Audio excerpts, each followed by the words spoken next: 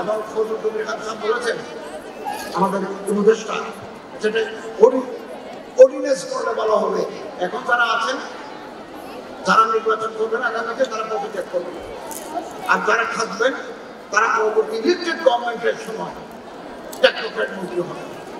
এত অভিযোগ কিসে? রাজনৈতিক দলের নেতারা অভিযোগ করছেন যে আপনাদের উপদেষ্টারা বিভিন্ন দলের সাথে নিয়েছে। আমরা দায়িত্ব নেবো না? এখন যে দায়িত্ব নিয়েছি আল্লাহ তাআলা এটা জানেন, আলহামদুলিল্লাহ।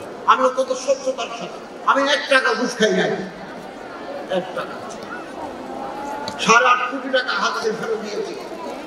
39 কোটি টাকা সৌদি আরবে পড়েছিল, আমি মন্ত্রীকে অনুরোধ করে এই টাকা এজেন্সির কাছে দিয়েছি।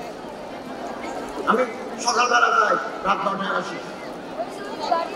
We are working hard for the state, for the common people.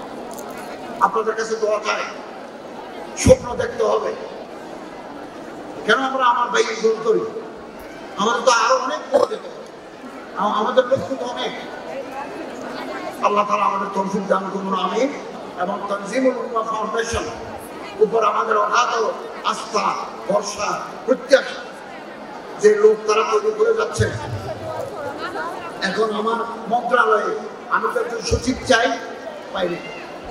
আমার একটা এডিশনাল সেক্রেটারি দরকার, প্রয়োগটা দিদিরা ঘুষ খায় না, পাওয়া মুশকিল। একটা জয়েন্ট সেক্রেটারি দরকার, পাই না। আমি আশা করি তানজিমুল উম্মাহ ফাউন্ডেশন থেকে পড়াশোনা করে যে সমস্ত ছেলেরা মেয়েরা উঠবে, আগামী দিনে রাষ্ট্র পরিচালনার ক্ষেত্রে আমরা ম্যান পাওয়ার পাবো ইনশাআল্লাহ। আল্লাহ তাআলা আমাদের তৌফিক দান করুন, আমিন।